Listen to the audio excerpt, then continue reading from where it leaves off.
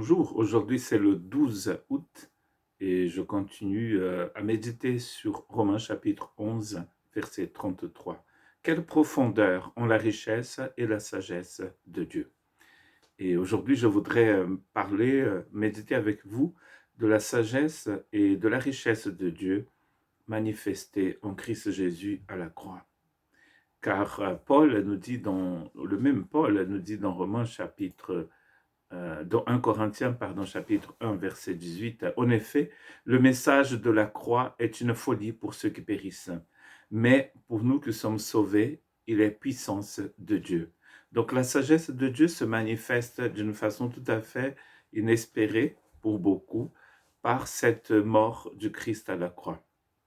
Nous savons que la justice de Dieu, c'est une justice qui se manifeste par le sacrifice de son Fils à la croix.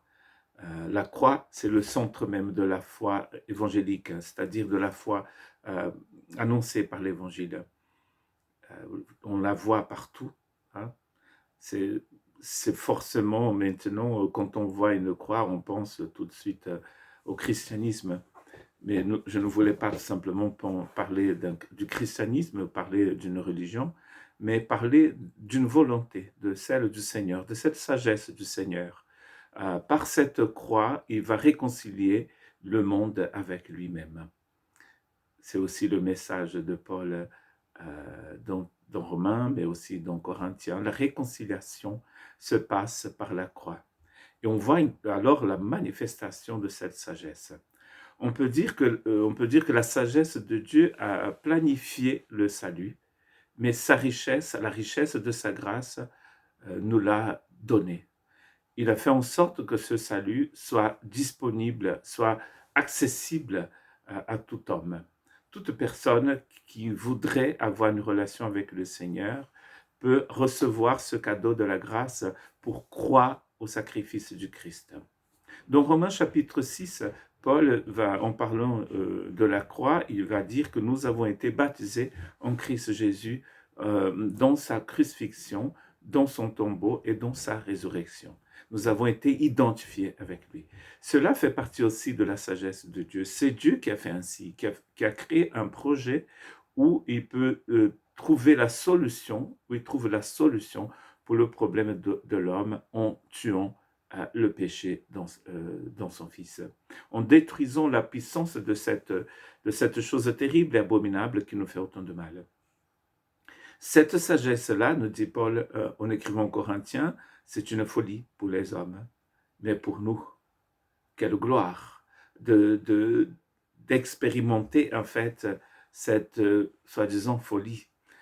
C'est une grande sagesse divine. Éphésiens chapitre 1 et les versets 7 à 9 dit ceci: en lui, par son sang, par son sacrifice, nous sommes rachetés, pardonnés de nos fautes. C'est ce qui propose le message de l'évangile. C'est un rachat, c'est une rédemption. Hein. Dieu nous rachète pour lui et il nous pardonne, et pardonne nos fautes, conformément à la richesse de sa grâce. Et donc, c'est la richesse de sa grâce qui met à disposition de chacun de nous cette rédemption. Dieu met à notre disposition ce salut, ce grand salut. Dieu nous l'a accordé avec abondance en toute sagesse et intelligence. Dieu nous accorde la rédemption avec abondance. Ce salut, c'est un salut qui nous est donné avec une grande abondance. Et attaché à cette générosité divine, il a sa sagesse et son intelligence pour que nous puissions aussi comprendre. Paul prie pour ces Éphésiens un peu plus tard, à la fin de ce chapitre 1, il va prier justement pour que les Éphésiens puissent avoir cette intelligence et cette sagesse, que les yeux de leur esprit puissent être ouverts pour qu'ils puissent voir un si grand salut que Dieu leur a donné. Dieu nous a donné donc un salut très grand et il nous donne l'intelligence et la sagesse qu'il faut pour le comprendre, pour le saisir, vous voyez, pour comprendre ce que ça veut dire. C'est beaucoup plus qu'un ticket, un billet pour entrer au paradis. C'est une vraie relation éternelle avec le Seigneur.